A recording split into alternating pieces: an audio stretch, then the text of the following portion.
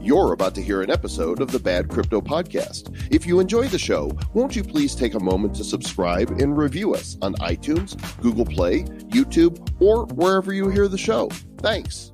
While we are thrilled that so many of you enjoy the show, there's other crypto podcasters out there far more knowledgeable than us. I mean, there's a bunch of them. And one of the ones we really respect for his content and commitment to the crypto community is Peter McCormack. As host of the popular What Bitcoin Did podcast, Peter breaks down the current state of Bitcoin and the future of decentralization with his guests. Today, he's gotten his passport stamped for entry into the Republic of Bad Cryptopia and joins us to discuss what Bitcoin did, what Bitcoin is doing, and what Bitcoin is going to do. And to commemorate this interview, we're introducing a special Bad Crypto non-fungible collectible token featuring Peter McCormack's appearance on this show. These are exciting times to discuss the past, present, and future of Bitcoin on episode number 364 of the Bad Crypto Podcast. 5, 4, 3, 2, 1, 0, ignition. Who's bad?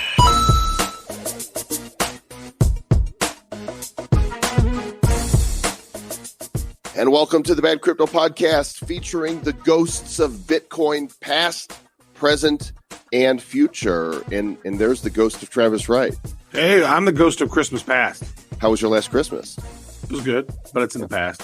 It's over. Yeah. Looking forward. It's only like 300 or so shopping days till Christmas again. That's true. I'm really excited about that. I hope I finally get a pony. Santa's been slacking. I'm excited about this freaking episode. Peter McCormack is awesome. The dude's super smart and brought us lots of great content. And we are initiating a new protocol in this episode, Travis. Very cool. Yes. So here's the thing. So we've done this a couple of times at events. We've created non-fungible tokens, which are essentially digital collectibles. Sometimes they look like a little coin. Sometimes they're a card, but they can be a lot of different things. And what you do is you just need to have your public Ethereum address. And then once we have that, boom, we can send you the non-fungible token. But what's really cool about this is we decided on certain select episodes, we're going to actually create very cool NFTs commemorating that particular episode. So right now we did the first NFT, which was essentially 000 because we were just testing it out. That was the event at Washington Elite. There are 11 of them in circulation only.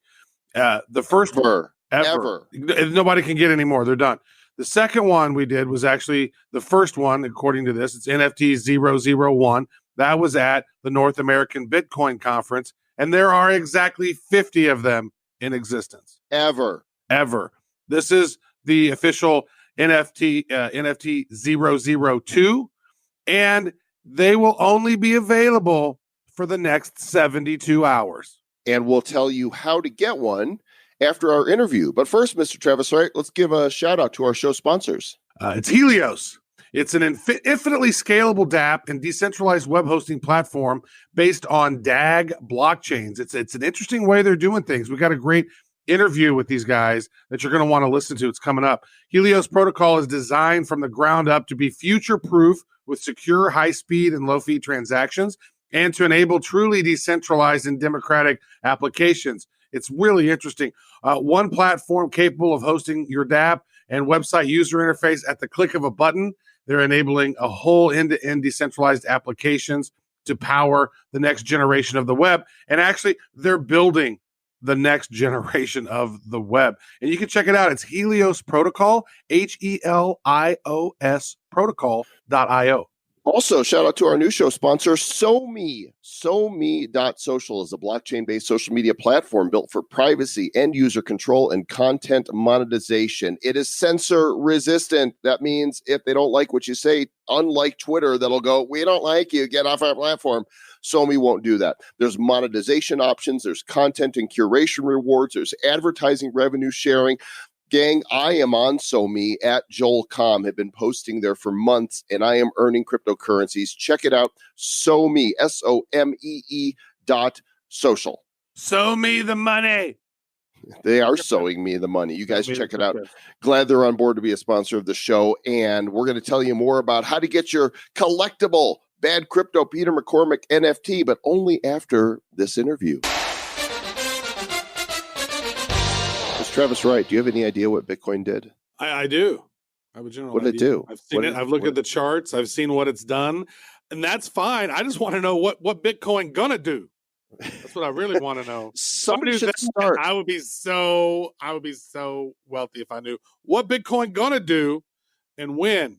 And then we would just, be on a yacht somewhere probably. Well, Mr. Travis Wright, I don't know if I could tell you what Bitcoin's going to do, but we've got a guest with us who can tell us what it did and perhaps where it's going to go, because he is the host of the podcast, What Bitcoin Did, since November 2017. Mr. Peter McCormack, welcome to the realm of Bad Cryptopia.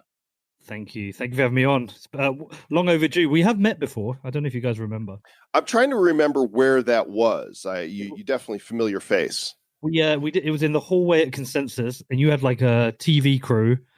You were like a whole crew, and like storming down the hallways, filming some stuff. And I just kind of came over, said hello, we shook hands, and that was it. Very nice. Oh yeah, we were doing that one. There was some weird documentary that we got asked to be part of, and they were filming us walking up and down that hall. Remember that?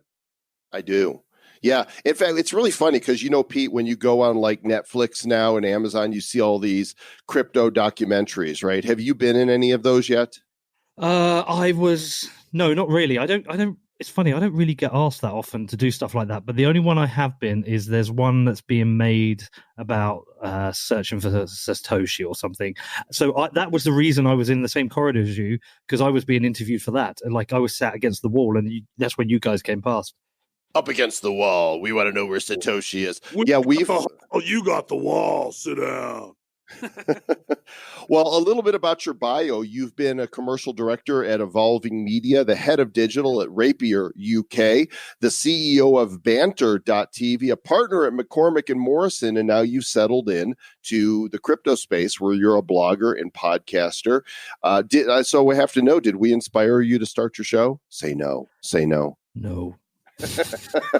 No. I tell you, who inspired me to do it. There's a guy called Rich Roll. He's up in LA. He's a vegan athlete runner, and through a weird chain of events, I've told the story a few times, but a weird chain of events, I ended up at a yoga retreat he was running in Italy.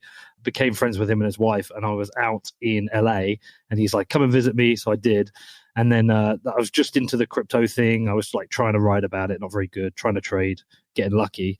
And I was like, I think I'm just going to do a podcast. So yeah, he inspired me. He told me all the equipment to get, and off I went. Off you went. Very good. And you actually were the head of digital at Rapier UK? Yeah. So I had like 20 years in advertising. So originally, like I needed a website years ago. I used to have a fanzine. I wanted to build a website. Couldn't afford one, so I learned to build them and like went into the commercial side. So that was a dual role. So what happened was I was a managing director of this company, Evolving Media. I think you've probably seen it on LinkedIn as commercial, and then I like left to set up my own agency, McCormack and Morrison, and we based ourselves in the Rapier office there. So they were a huge advertising agency in London. So I did a dual role. I ran my agency and ran the digital for them. I just want to make a comment about their name. I don't know that it's the most PC name.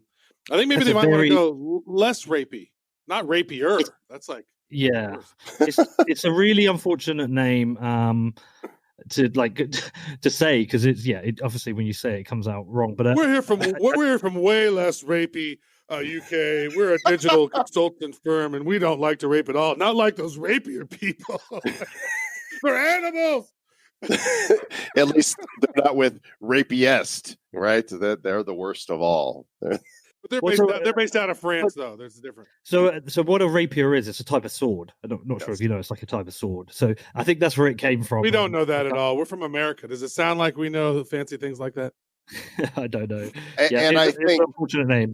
Just for the record here, rape is a horrible thing, and we're not making fun of anybody who has been raped. And you have our sympathy. It's just a strange name. I was just commenting on the name. It's like in the UK, like they could say all kinds of names over there, and some things they can't say at all, or they get arrested. So it's interesting.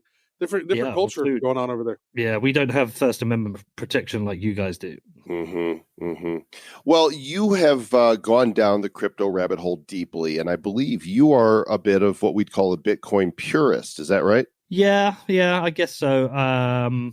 I'm certainly now focused entirely on Bitcoin. I don't tend to look at anything else now, through a number of reasons, like trading and losing money, also spending time with people who've explained Bitcoin to me and why it matters, and pointed at flaws in other cryptocurrencies. And I've entered the debate, and there's no win in the debate. You're one or the other, and if you don't agree, you end up fighting and wanting to like insult each other. So I'd say I'm focused on Bitcoin. That's what I'd say. So does that mean? I mean, have you had Roger Ver or Craig Wright on your show?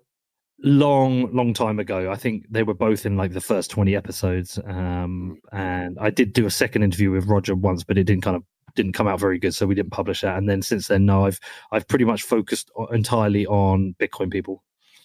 Did he give you the bird and tell you to F off when you? No, he was actually all right. I actually flew out to Japan and did it with him, and despite people having their disagreements with him, which I can empathize with a lot, and I wouldn't say he's my friend anymore. He writes about me a lot on Reddit, but being a big supporter of Ross Ulbricht and knowing some of the good things Roger did for Ross, and supporting the family with the legal costs and things like that, I probably gave him a bit more time than anyone else. So I was willing to, talk to him, but it's not a healthy relationship anymore. We're pretty neutral, honestly, and we'll talk to just about anybody in the crypto world. And but I'm curious what your personal position is on, Roger owned Bitcoin.com and @Bitcoin on Twitter when, he was still in core BTC. And then when he forked off to Bitcoin Cash, he has now been using that website and that Twitter handle. And I'm just curious, what your thoughts are on that and how it impacts the industry and the public. Yeah, so it's a complicated issue, and I got into a disagreement with some kind of Bitcoin maxis about this before because, I had an incident where a friend had phoned me up and he said, "Oh, Pete, finally, I'm going to get into the Bitcoin. I'm on Coinbase. Which Bitcoin do I buy?" And I was like, "What do you mean?" He said, "Well, there's 2 Bitcoins here. Which one do I buy?" I was like, "Well, it's the Bitcoin, the one BTC." He's like, "Well, what about this Bitcoin Cash one? It's cheaper. I think I'm going to get that because it will go up more." A typical kind of beginners question. And I was like, no, Bitcoin's king, buy that. So then I put a thing out on Twitter. I was like, look, there's like 2 Bitcoins. It needs solving, and I think some people confused what I was saying, and they went to the ideological one. There's like, there's only one Bitcoin and it's BTC and everything else is a scam. And I got a lot of shit for it, but I was like, the reality is, and it's still there, is that if somebody new discovers crypto and they've been told and they understand Bitcoin, they want to buy it, there's every chance they could buy the wrong one. They could want to buy BTC and end up buying Bitcoin Cash because they don't know what they're doing. So having multiple, I mean, it's just not them. It isn't just them as well, right? We've got Bitcoin SV, we've got Bitcoin Gold. We've had so many. I think there's like 2 ways you can look at it. You can say, well, it's a free market. You can name what it wants, blah, blah, blah. And Roger is on the belief that Bitcoin Cash is what Bitcoin should be, a peer-to-peer payment. And Craig Wright believes like Bitcoin SV is original Satoshi's vision. So in their hearts, they believe they should use Bitcoin. I think personally it's a bit disingenuous. I think it confuses people. I also don't think it's good for them. Like if Bitcoin Cash was just called Bcash, I think it would be a better name. And I think they would have actually had more success. Don't call it Bcash. Yeah. That's true. Well, it's one of those things, as you mentioned, there's a lot of confusion, not just the Twitter, not just the name of the website. Like you go to bitcoin.com and it's Bitcoin Cash, or you go to the Reddit Bitcoin or the Reddit BTC.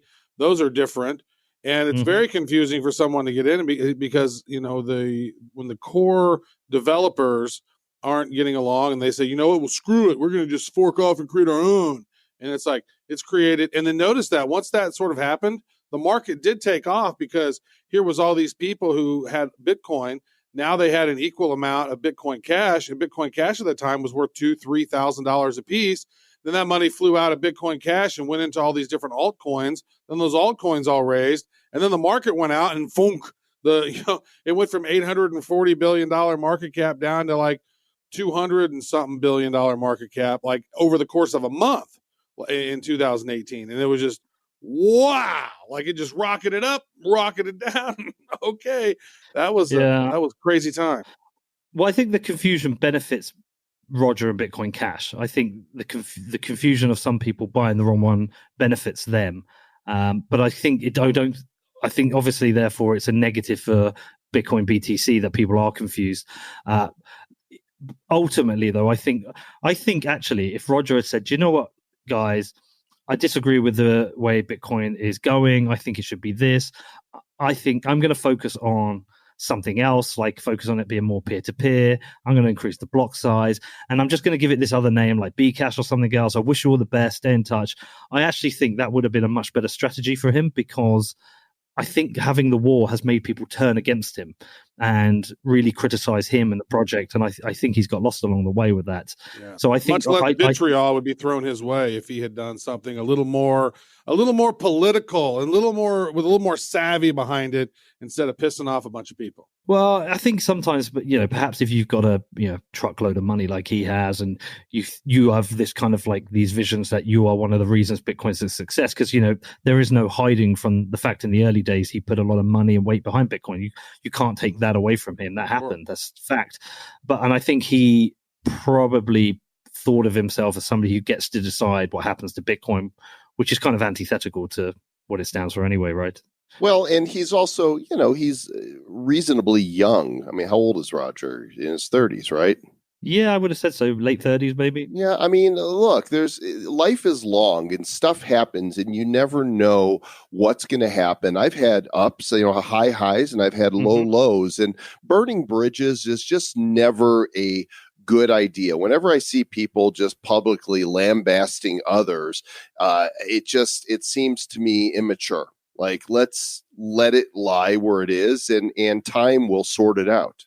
Yeah, I've been guilty of that a lot myself. It's funny. It's a good timing for you to say that, because, I've been kind of reflecting on my own use of Twitter and tribal behavior and starting fights and things like that. I think this week I've actually gone out and apologized over email or DMs to about 5 people I've been a bit of a dick to. So, well, you're not alone. I mean, we've all had those moments. I'm not saying I'm perfect by any stretch. The older I get a little better, but Twitter is still my trolley space. I don't really use Facebook for it or Instagram for it, but Twitter is where I post GIFs that just mock people and have a good time with it and burn my own bridges that way. So, like, if cancel culture decides to come after me for a tweet, 15 years down the road, they can do that.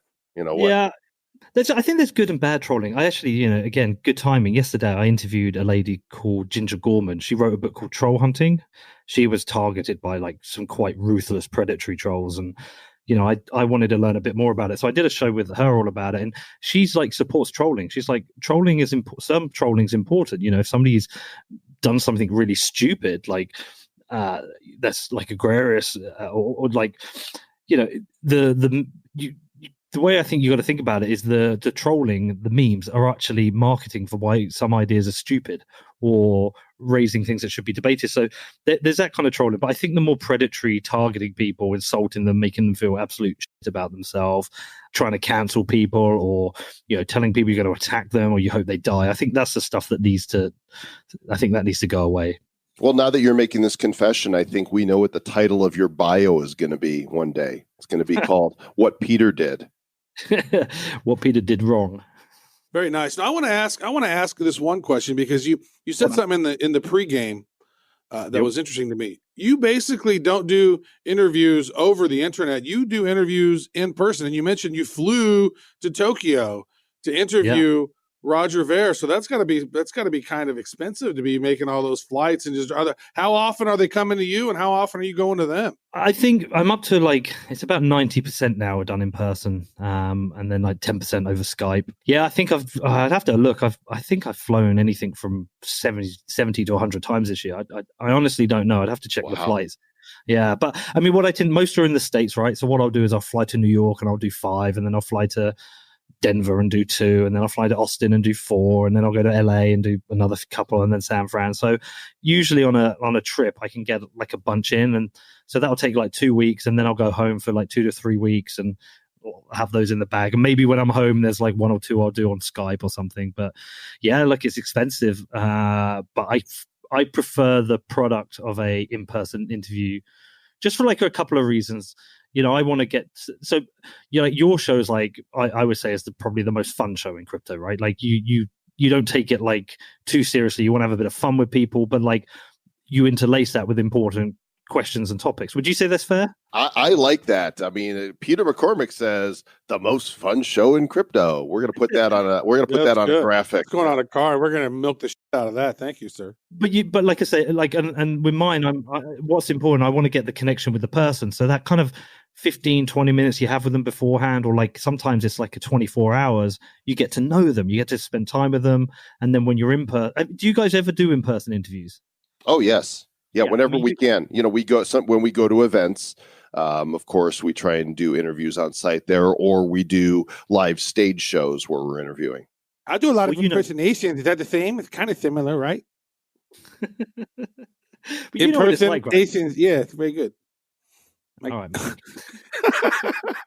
Yeah, I like, we used to go to these events and not do any interviews, but then we have a really good device that we take around. It has the 3 microphones and the cords and the whole deal. So now it's like going that. Now we've started to go to different conferences and get a booth, and then we'll have a booth, and then at the booth we'll sit and people will come up and we'll do a lot of interviews that way. So that's been really cool to meet a lot of people in person and chat and have those in-person interviews. So I do get what you're saying. I was just doing the math in my head, and I'd be like, damn, that is expensive to travel around that much. Probably, I don't know, $100,000 on the travel this year. Yeah. Dang. Yeah, it's a lot. I'll tell you a story, because this will, you'll understand the panic I had. So I just went out. I don't know if you guys know, I've got a second podcast. No, what's the second show? So it's called Defiance. So I cover. I've done a Bitcoin show in it, but like I tend to cover the things that I think Bitcoiners will be interested in, like human rights, censorship, and such. And I just went out to South America, and I went to Bolivia to do an interview about what's going on there with Evo Morales and the political crisis. So I went and I was there for 2 days. Spent 2 days like in Bolivia, speaking to people. Getting to find out what the opinion is on the ground, all my research, and then on the final day, I did the interview with this lady Janice, who's from an NGO which is campaigning for better democracy. Anyway, so we do the interview, and usually when I'm done, I quickly upload it onto my laptop and stick it in the cloud. But I had to go straight away and catch a flight from there up to El Salvador. And I got to El Salvador, and my case didn't come through. I've got like this whole mobile studio, like a Pelican case, and I was like, my case hasn't come through. So I went and reported it, and she was like, yeah, we can't find your case. So they had to take my details, but for like 24 hours, I was like, man, what if this is gone? All that work, everything I'd done in Bolivia, that whole interview would have been gone. Would have lost it. And that would, that would have been pretty heartbreaking. But it did come through. It came through. Thankfully. Somebody was like, oh, damn, look at this Peloton case here. This looks mighty fancy. I think I'm going to take this and sell it all on eBay. It's not a Peloton case. It's a Pelican case. Oh, a Pelican case. Okay, never mind. I wouldn't want one of those. It's not a bike, so you don't ride the case. All right, so let's take a look. Now that we're in 2020, let's take a look at 2019. What did Bitcoin do? Yeah, it's a funny thing you should say that. So I went out today and watched I don't know if you know, there was a massive football match on, like our football, not your football, soccer match. Liverpool were playing in the World Club final. So I went down to this bar in Austin and met up with a few Bitcoiners. I was with Parker Lewis from Unchained Capital. I was with Michael Goldstein, just a few others. And I was like, the funny thing is, I think if you say crypto, everyone feels like it's been a bad year. It's still a bear market. No one's making any money. But I say, if you take all the crypto and you just say Bitcoin, it's like, well, isn't it up like 70% this year? Lots of cool stuff's happened. Lots of cool devs happen. Like cool companies are growing. Casa are growing. BlockFi is growing. Like if you take Bitcoin on its own, I'd say it's been a good year. I think if any other company had grown 70%, you'd be like, that's a home run. That's a good year. I think it's more than that, right? Didn't Bitcoin have a low of around 3,200 in January?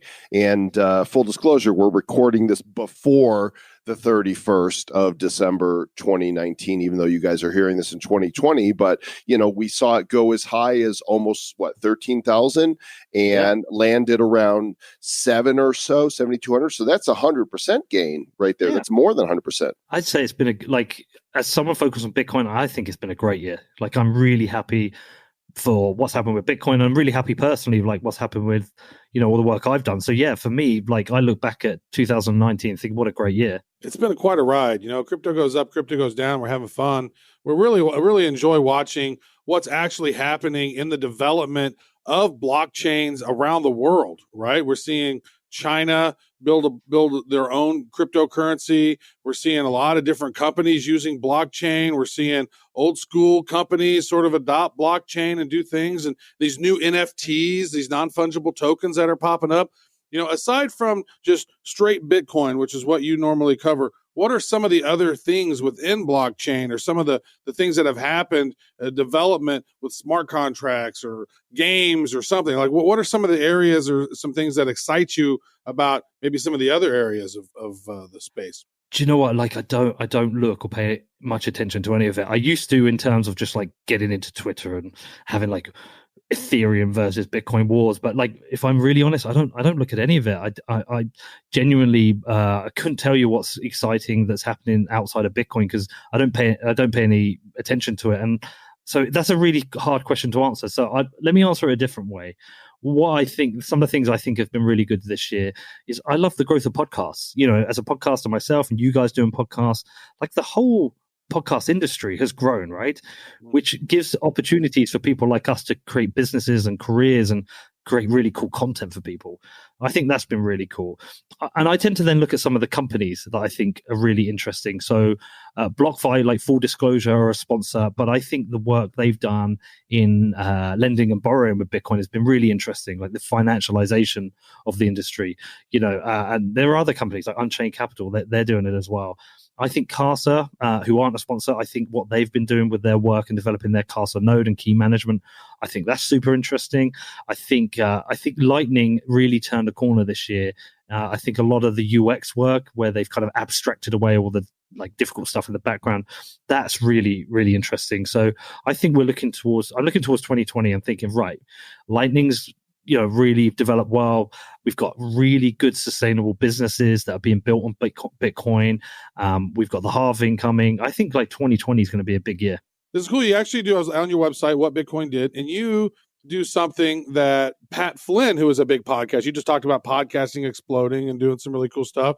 And then also John Lee Dumas of the Entrepreneurs on Fire. He has used to do this. I don't know if he still does this. Pat Flynn does not. So you actually will do this on your website where you'll do a podcast income report available for every month. You'll talk about the how much you brought in, and then you'll show how much your profits are. What led you to do that? Is it just sort of the transparency nature of blockchain and Bitcoin? What was your thoughts? What created that? So there's a couple of things. So back when I worked in advertising, when we launched our agency, we had this idea of launching a transparent agency. So like with our website was our first website was a to-do list, all the shit we had to do to launch the business. And like as we did them, whether it was employing people or like creating our website, doing our branding, we would tick it off on the website and then create a blog about it so people could follow the creation of the business. So I've always liked transparency. And then I used to listen to Entrepreneur on Fire, the John Lee Dumas show, and read his income reports. And then I actually used the Pat Flynn course as well, his podcasting course, as like a tutorial for mine. I always direct people to his. And so when I got my first check, I was like, I really think I should do something like that. You know what crypto's like, right? It's full of scammers. Everyone accuses everyone of being a scammer. And I was like, do you know what? I'm just going to do like an income report. Everyone can see who my sponsors are, what I'm bringing in, what I'm spending. And so I wanted to be transparent. But also there's a couple other things. It's like I share that journey with my sponsors. They can see, it's not like I'm just making all this money and spending it all on like Lambos or anything. I reinvest in what I'm doing. So like next year, I'm going to be moving into doing more video, and I show them where I like redirecting the money so that you kind of create this story of the journey you're going on, which is great for the sponsors, but also the listeners as well. Like, so that's another reason. And then also, if anyone wants to get into podcasting, I think it's something useful that they can do. And I think the last reason, it gives me a bit of like accountability to myself, because I don't like, I'm a podcaster on my own, right? I spend most of the time in my bedroom or in my office in my pants, just like trying to plug my show. So by creating like this transparency report, I have now I have accountability to myself each month to keep performing and, creating a good product, and so hopefully something that's profitable. You podcast in your pants? Is that what you said? sometimes. Yeah, because the best podcasters do it in their underwear. Yeah. I mean, Travis, I hate to put this image up there, but he's not wearing any underwear right now. No, I'm not wearing pants. I'm wearing shorts. It's actually like 60 degrees today. And it's December. Pants for us is different for you. Like for you, pants is trousers. Pants for us is like your boxers. Okay. That's okay. Fair enough then. Yep. So you're, you could be hanging loose and nobody knows the wiser. That's the beauty of just like audio podcasting. They have no idea. Just like chips are fries, but what are fries? What do you call French fries there in the UK? We call them fries and chips. They've got two names. I see. Well, there you go. Support stuff. But we call chips crisps. Right. And you've got bangers and mash. Yeah, right? Bangers and mash. All that wonderful stuff. Well, you mentioned the halvening. So let's talk about that. With the halvening due to happen in May, I almost feel like it should be like a Chinese New Year, that the halvening should have an animal, the year of the halvening. It's represented by what beast? I don't know. Litecoin is the chicken. What would Bitcoin be? So looking at the honey badger, right? There you go. Honey badger don't care. It's going to have anyway. There's no stopping it, right? There's no other event in the financial world that is dramatic as a Bitcoin halvening, right? You could do an IPO and a company goes public. You could do a stock split, but that the value of the company is still the same. But the halvening is a really unique event. So, what are your thoughts on it? And do you think, I'm not asking you to be a financial advisor or make predictions that anybody's going to hold you to. You're not going to have to eat your dick if it doesn't go to a certain price, by the end of 2020. But what impact do you think it's going to have? Yes, a good question, because I've not lived through one where I've actively been involved in Bitcoin. I first discovered Bitcoin in 2013 with the Silk Road, but then I just kind of fell out of love with it. So I've not been through one. So I don't know, it's kind of exciting. There's all these talks of that the Bitcoin halving's priced in or it's not priced in, and nobody knows. I like that Plan B's stock to flow model. I think that's kind of interesting.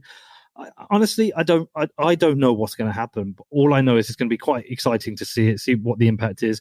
My expectation is it's going to be good for price because we're going to have the daily supply drops from 1,800 to 900 fresh coins on the market. So I think that's going to be it's going to be interesting to see how it impacts. But I also I don't know about you guys found this, but after getting so obsessed with price in 2017 and then 2018 sucking so much, I've stopped kind of caring about the price. I don't look at it. The only time I'm aware of the price is if somebody tweets about it. I don't check it anymore. I don't trade anymore. I don't buy and sell to try and follow the market. What I do is I just only accumulate. So every month I'll stack a few more sats and grow my Bitcoin holding. And my own personal strategy is I'm not going to sell anything for 10 years. So I'm going to get through at least 3 of these halvings before I even consider selling any. That's amazing. That'll be a fun adventure to see how much that's going to be at that time. Because we've seen some of the statistics. 10 years, we're talking at least 100,000, as much as 1 million or more, depending on 3 halvenings from now. Yeah, that would be cool. That would be amazing. Wouldn't be too horrible at all. So let's talk about some of the most downloaded shows or some of the best guests, maybe some of the funnest interviews that you've had on what Bitcoin did. If somebody was going to say, hey, let me hear, what couple, 2, 3 episodes would you most recommend that somebody has got to hear if they were to listen to your show? Oh, yeah, good question. Oh, gosh, it's really hard though, right? I bet you hate that question. It's really, there's so many. By the way, I noticed that on your page right now, you've got your show with Nick Szabo. He wouldn't come on our show, and he wouldn't come on our show because we had John McAfee and Brock Pierce on our show, and he didn't want to be associated with those people for whatever reason. Interesting. Well, Brock's been on mine once when I did a whole series about Mt. Gox. So I interviewed Jed McCaleb, and I went out to Japan and interviewed Mark Harpalas, and I had Brock as part of that. And that's the only interview I've done where somebody lost their cool. I'm not really, I can get in fights on Twitter, but it never really happens in a podcast. But that one kind of went a bit weird. Nick Szabo getting on was obviously amazing because I think that's the first solo interview he's done. He did one with Tim Ferriss, which was with Naval, but Naval did it was at least half that interview. I think this was the first solo one. Yeah, it was a really great one. Actually, the three of them together was pretty cool. But yeah, so getting Szabo was a bit of a coup. There's a few others. Like I read. So my first interview with Lynn Ulbrich is a really important one for me because that was the first time afterwards I kind of realized, like, this is kind of serious. These are important subjects. Talking about guys in jail for the rest of his life. So that's an important one for me. Fun ones. I did one with the. I don't know if you ever used to watch Bitcoin Uncensored with Krista Rose and Junseth, but they had a falling out and they hadn't talked for years, and I managed to get them in a room together and we did like 3 hours, so that was great. What else? My first one with Andrew Polstra, that was quite. So I went out to Boston when at MIT there was like this expo on, and I had a planned one with him, and he's super technical and I'm not.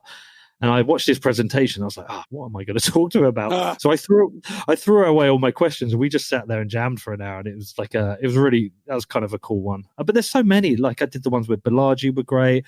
One I did with Andreas Antonopoulos did like over 100,000 listens, which is unreal. So that's obviously a special one. I know it's so hard to choose. If you give me long enough, I'll probably end up listing all of them. Well, don't do that, because then we'd be here forever, and that would just be weird. Is there an interview that you did that you thought was going to be one thing and you just were super surprised it became something completely different? I mean, yeah, the Polster one, as I said. There's another one I did. The one I did with Balaji was great. I don't know how much you guys prep. Sometimes I will go in with like a whole list of questions prepped, and other times I'll go in cold and we'll just talk. And with Balaji, I had loads of questions, but my first question was like a tee up, and I can't even remember what it was about. It was something to do with like AI and so we ended up doing an hour and a half on that one point alone. So that's the only time I've actually split a show into two. That became 2 shows. I've had like 3 or 4 I've done where I've ended it halfway through because I don't like the way it's going. I don't think sometimes maybe the guest or even I'm not coming across well. Well, that's all the time we've got for you today, folks. Thanks for listening. Yeah, fuck that boring British guy. So like I've had a few like that. Have any been? I don't know, actually. That's the kind of thing I'd have to go look through the list and try and remember. It's a really hard question. Have you guys had ones like that? It is, because you do so much content, right? How many shows are you doing a week? I do 2 a week on this. I essentially release 3 to 4 shows a week. Okay, so we do 3 bad crypto shows each week. One of them is our bad news episode, and 2 of them are interviews. And so, here we are, having done over 360 regular episodes, 50 crypto spotlights, a bunch of specials, and it's a lot of content. And it starts blurring together.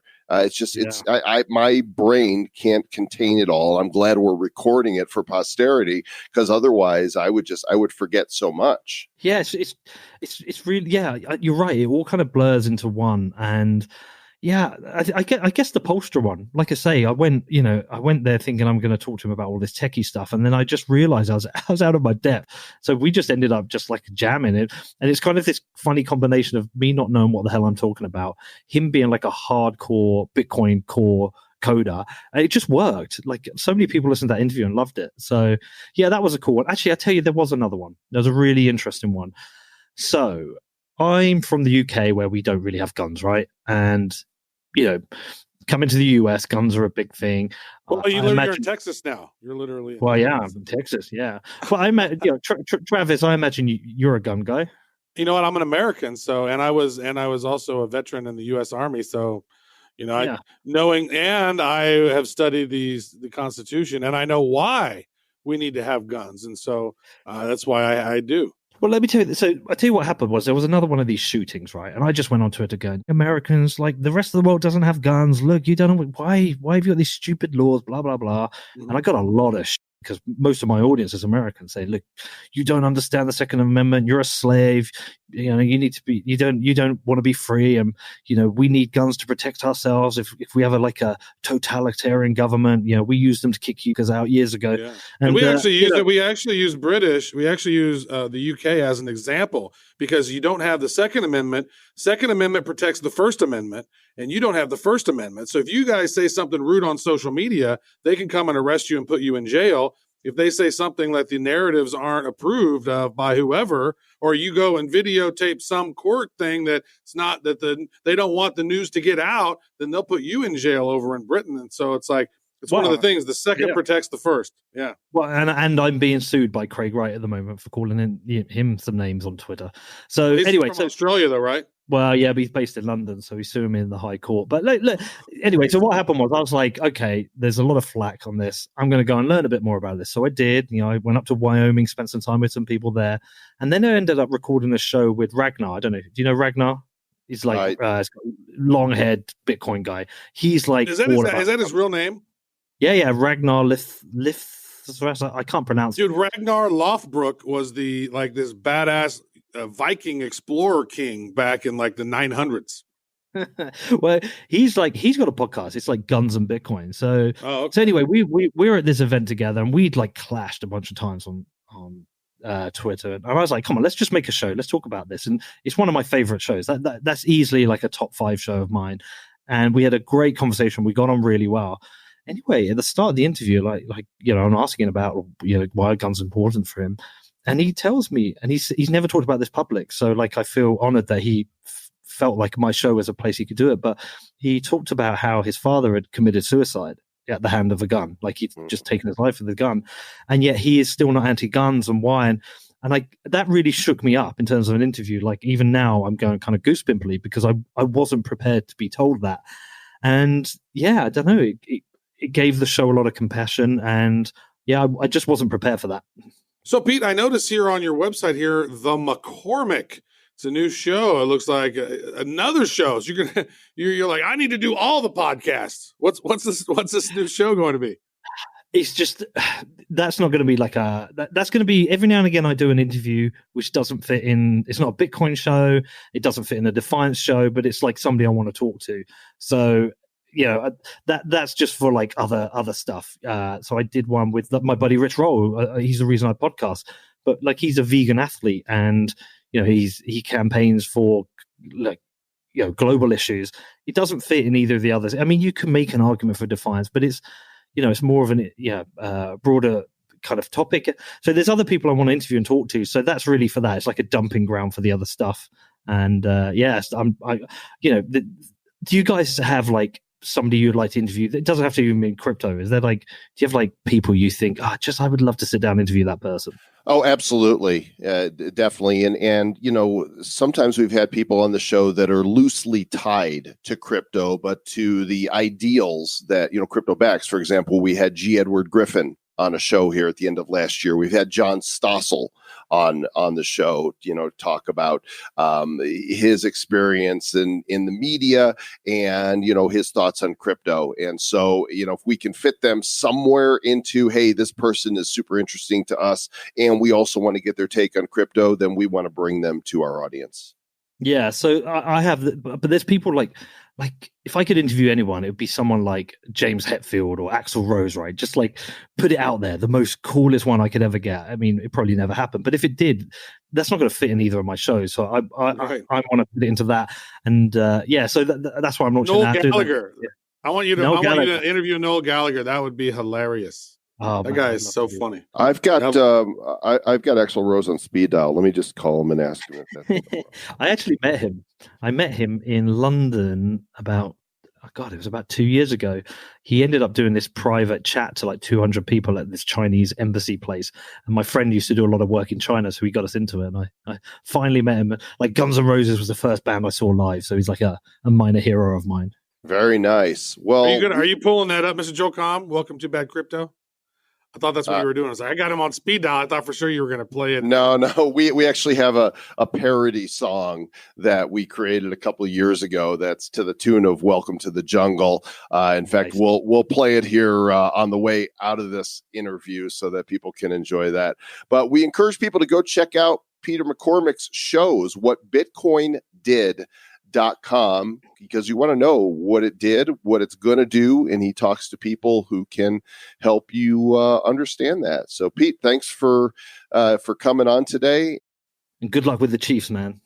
Hey, thank you.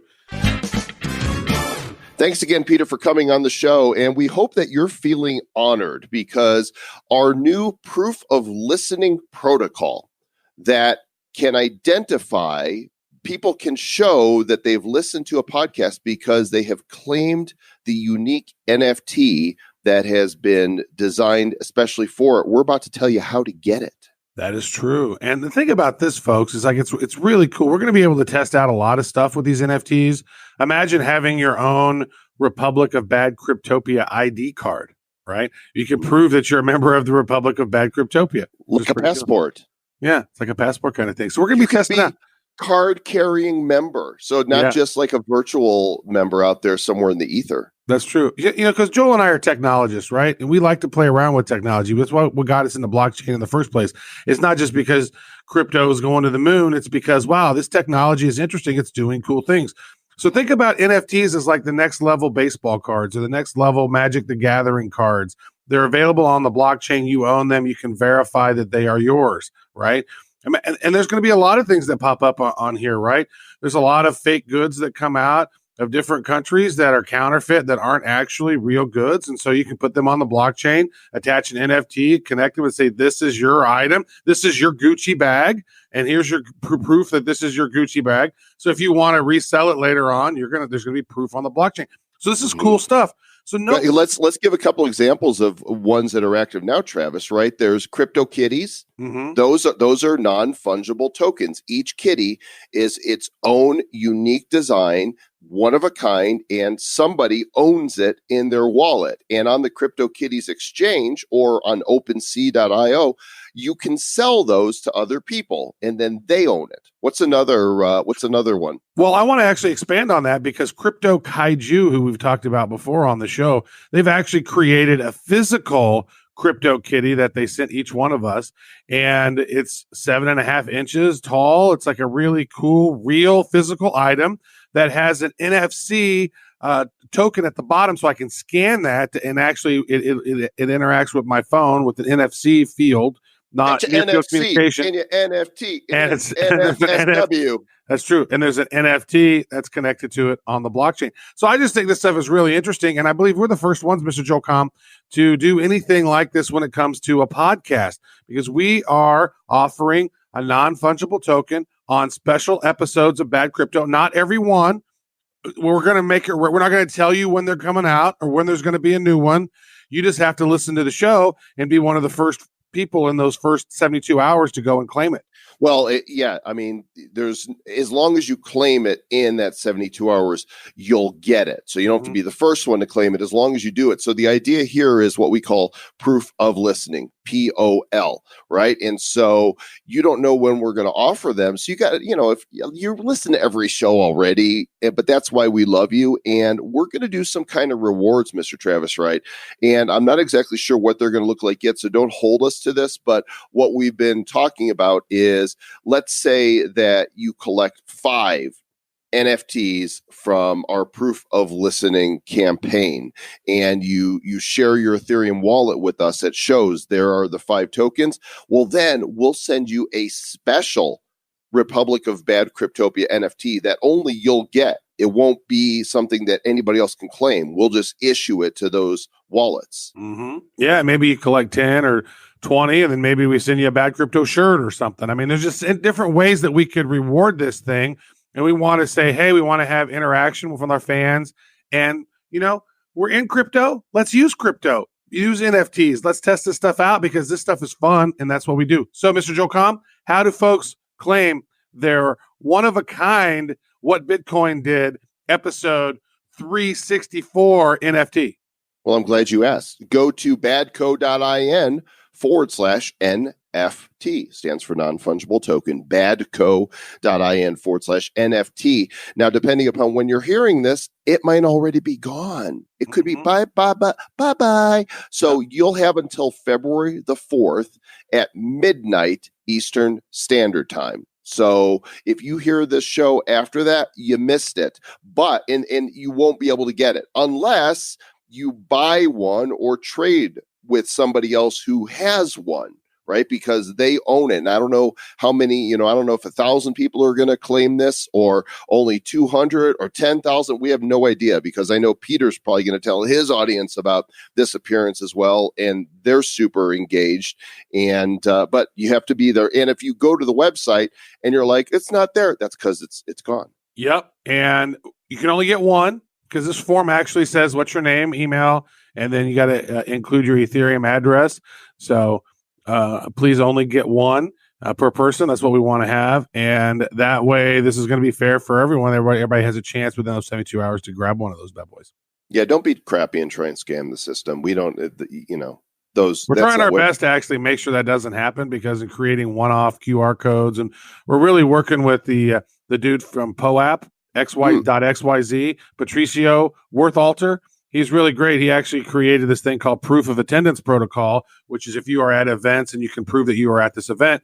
And we're working with him to create the Proof of Listening Protocol for podcasters to, engage with their user base in an interesting way. In fact, we do recommend that you use his app. And when you go to the website, you'll see there's a poap.xyz. It's available for both Android and iOS for your iPhones. And it's a great way to store your collectibles in there. badco.in/NFT. And Mr. Travis Wright, speaking of cool things that are on the internet, we have had our friends from upland.me on the show before. That's a location-based property trading game we've talked about that lets you own real-world properties on the digital blockchain, right? So, there's an address, maybe the Museum of Modern Art in San Francisco. Well, you can't actually own that building, but you can own the representation of it in Upland. That's true. Yeah, what's interesting is that it's kind of like Monopoly, but it's using real world addresses, using blockchain technology. You actually get deed to the property. You can then Google that address on Google Street View to see what that place actually is. We started it on Monday, on January 27th. But users of Bad Crypto, you actually get a double sign-in bonus whenever you come through this link. So if you go to badco.in/upland, instead of getting 3,000 UPX tokens, you're actually going to get 6,000 when you sign in via mobile. So make sure you're going through this link via mobile. It doesn't work on desktop. And what's cool, they actually provide crypto in and allow that. And they're going to allow some crypto out, eventually maybe some fiat out. But it's a cool game. You can buy UPX tokens using the mobile web, and you can buy UPX tokens with cryptos. Excellent. Mr. Travis Wright, this is an exciting show, and I know that we are already scheming for our future shows what NFTs we're going to be offering. And this all comes about at an interesting time, because we are in 2 weeks from now going to be at ETH Denver here in the beautiful state of Colorado, ethdenver.com. And we're speaking and doing our show there. Last year, we did our show right before Andreas Antonopoulos took the stage. Now, we know that Vitalik Buterin is going to be at ETH Denver, and we also know Joe Lubin of the Ethereum Foundation is going to be there, and we are trying to see if we can get one or both of them on the show. And actually, when we were talking about that POAP.xyz earlier on about claiming the NFTs, that's where that protocol was created. The Proof of Attendance Protocol was created last year at ETH Denver. This is where the biddlers are, the people who are creating and utilizing blockchain technologies in cool and unique ways. They are doing it at ETH Denver. It's not Den ETH. Some people are calling it, I can't wait to go to Den ETH. I'm like, Den ETH? That's where Mike Tyson likes to go to get pancakes. Wait, I want to hear Mike Tyson order the Rudy Tooty Fresh and Fruity. Hey, hi. Well, yeah, I'm really glad to be here, Denny. I'd like to have the Rudy Tooty Fresh and Fruity, and if you could add some blueberries on that. That's great. And shortly after that, the following week, we're going to be in New York for NFT.NYC. This is the definitive annual North American conference on NFTs. And we will have at both ETH Denver and NFT.NYC another unique proof of attendance non-fungible collectible from Bad Crypto. So if you're at either one of those events, make sure you see us so that you can claim this collectible. That might actually be I think, we've got them planned out of which ones are going to come out here over the course of the next month. But I believe this one will be, this event right here, or actually the What Bitcoin Did, episode 364. This one right here is NFT 2. I believe NFT 3 will be Denise going to get pancake because we love pancakes. ETH Denver will actually be number 3. Then I think we have a couple other ones planned that's going to come out. And then NFT, NYC, OPP, yeah, you know me. That's probably going to be NFT number 5 or number 6. Super fun. Mr. Travis Wright, we're breaking new ground, and you in the Republic of Bad Cryptopia are breaking it with us. You'll be able to say, I was there. Like, remember the time when, before everybody did these non-fungible tokens for their podcasts and YouTubes? Remember that time that those guys at Bad Crypto, that they were the first ones to do this? Yeah, that was badass. In fact, I've got the first one they released from their episode in my wallet. Oh my gosh, and it's worth nothing, but it's cool. You're breaking new ground while Mr. Joel Comm breaks wind. Oh. I shouldn't have had those. Wow, those iFart apps are so incredible these days. Shouldn't have had those beans last night. That was horrible. Thanks for listening, gang. Don't forget to subscribe, review, and share the goodness from the Bad Republic of Bad, wherever we are. Stay farty, because that's bad. That's true. That's pretty bad. Welcome to Bad Crypto, badcryptopodcast.com. We're talking everything blockchain and the shit coins that you own. What news will get you wrecked? What coins are gonna moon? Just sit back and hold on. You'll get that Lambo soon. Bad Crypto Podcast.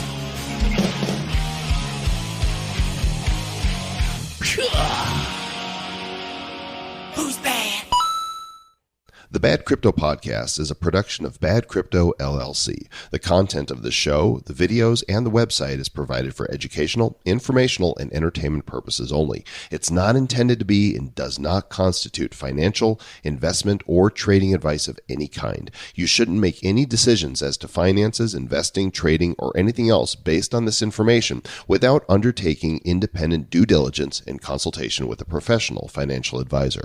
Please understand that the trading of Bitcoins and alternative cryptocurrencies have potential risks involved. Anyone wishing to invest in any of the currencies or tokens mentioned on this podcast should first seek their own independent professional financial advisor.